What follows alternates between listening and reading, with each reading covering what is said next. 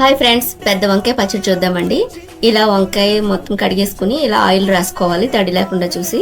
ఇలా ఆయిల్ రాసుకుని ఇలా మొత్తం కాల్చేసుకుని దీన్ని ఇలా చల్లనీళ్ళలో పెట్టుకుని చల్లారిన తర్వాత మొత్తం పైన స్కిన్ అంతా తీసేసుకోవాలి.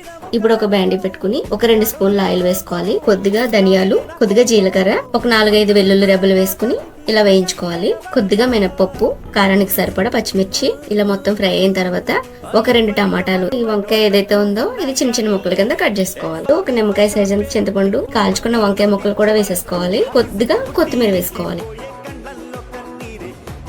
కొద్దిగా ఉప్పు, పసుపు వేసుకుని మూత పెట్టేసుకోవాలి.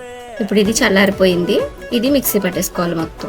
ఇప్పుడు ఒక బ్యాండీ పెట్టుకుని కొద్దిగా ఆయిల్ వేసుకోవాలి. కొద్దిగా మినపప్పు, కొద్దిగా శనగపప్పు, కొద్దిగా ఆవాలు, కొద్దిగా కరివేపాకు వేసుకోవాలి. ఒక 2 ఎండుమిర్చి, మొత్తం ఇవన్నీ ఇలా ఫ్రై అవనివ్వాలి. ఇప్పుడు మిక్సీ పట్టుకున్నది మొత్తం వేసేసుకోవాలి. అంతే అండి, పెద్ద వంకాయ పచ్చడి రెడీ అయిపోయింది.